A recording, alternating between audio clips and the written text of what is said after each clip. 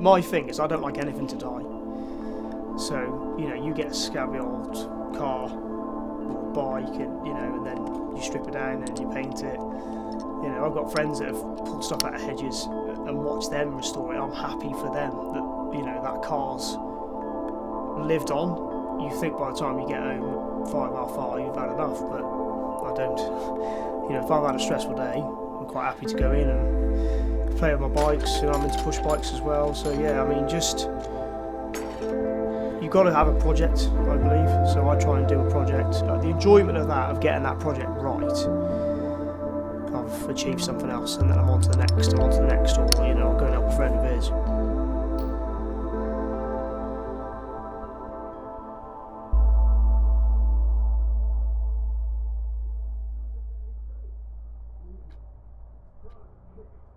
My upbringing was brilliant. I had a really good upbringing. Mum and Dad, we didn't have a lot, but we did a lot. Push bikes was an early thing for us, BMXs.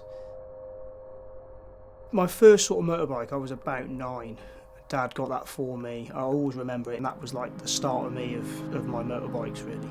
Mum and Dad always had bikes. It was always spoken about. So in my mind, I think bikes was going to be the way forward for me. My dad seemed to be the one that I looked up to. I always wanted to impress him, and I always never wanted to let him down, and that was the way he brought me up. So everything I do in life, I always think, what would my dad think, what would my dad think? From early on, I knew I wanted to do something mechanical. So mechanic was the direction I was going. My granddad was a mechanical engineer. Dad has a mechanical background, but does engineering. So that was sort of the track I wanted to go when I was younger, so I did an apprenticeship.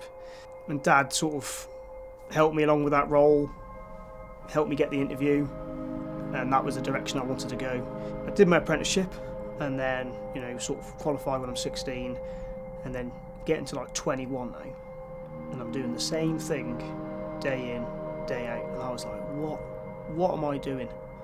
You know, alright, it was good, you know, playing with the cars, playing with the bikes, but every day I was doing the same thing, and I was like, there's got to be more to life than that. And it just happened, I got chatting to a guy who brought his car in for the workshop. He said, mate, why didn't you join the army? I was like, I've never even thought of that. And that was my sort of direction change of, oh, maybe there is something more out there. And I was just getting this warm feeling, like, you know, that's what I want to do. I could be a mechanic in the army, going overseas. There's a lot more opportunities for me, going away, you know, and they mentioned the adventure training, skiing, and I was like, you know, I want a bit of that, and that really was my turning point. I was a kid from Shrewsbury that never really left Shrewsbury, apart from going on holidays to Aberystwyth, and I'm getting on this train and I'm changing my life. I'd done what I wanted to do. I went overseas, got a few medals. You know, did just over 11 years, and I served with some of the best people in the world. You know, you learn discipline, confidence, robustness, you're motivated, and these are all these factors that make you the soldier they want to be. Now, we had our daughter, and I knew at that time that I wanted to be at home, so it was time for me to leave.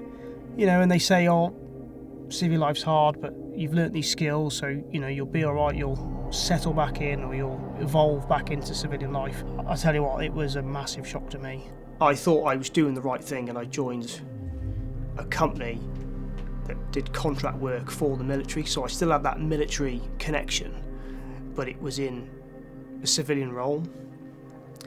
Now, I probably did that job for 2 months, and I went from up here to, like, you know, I couldn't get out of bed.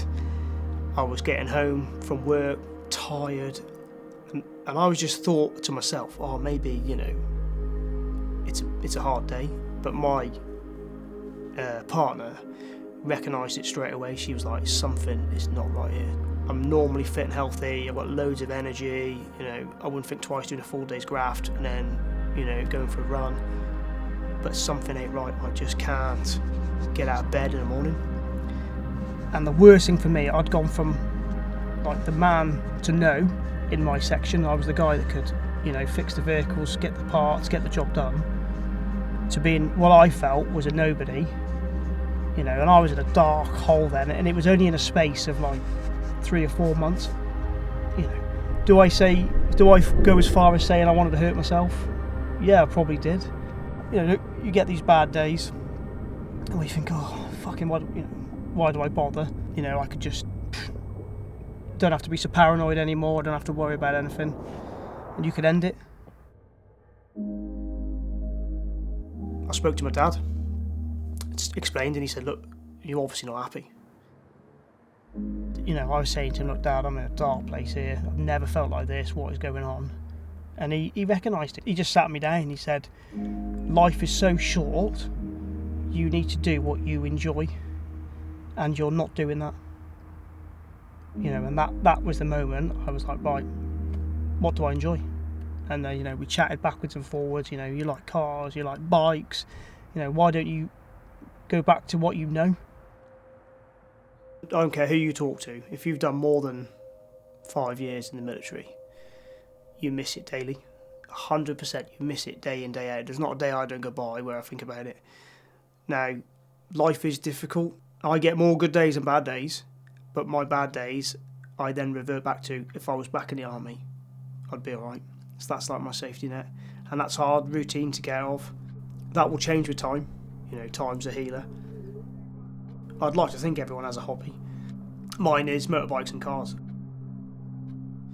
I think it's just keeping your mind occupied. You don't just want to get home and fester. And I think that's where a lot of people go wrong, maybe. For me, I get itchy feet, you know, like I had a stressful day, I quite happily get on a bike and ride it. You know, as soon as you put that helmet on and you've got your own space, that's sort of like my getaway.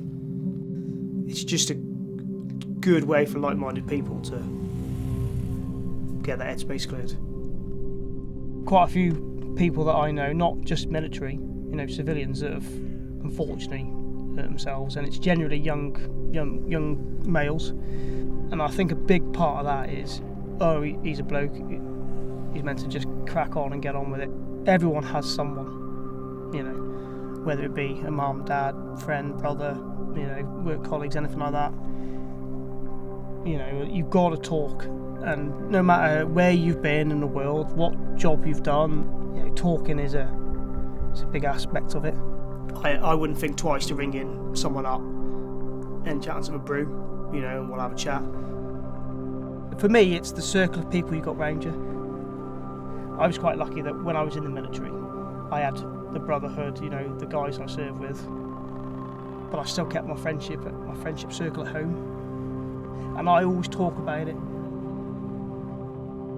Riding a bike on the right day, on the right bike with the right friends, the right temperature, the sun's out, the morale's going, you know, the freedom, the adrenaline, you can smell the exhaust, fumes coming through your helmet, you can't beat it. You cannot beat that feeling. It's just, you know, you got the fresh air coming through your lid, you know, and you're following your mates, and then you've always got a good story to say after, or did you see that, or you stop for a cup of tea, you know, you can't beat that feeling. You know, I appreciate everyone around me. I've got a small friendship group, all the small chats, all the messages, you know, keeping in contact when I was overseas. And again, I think that makes me who I am, and I thank everyone for it.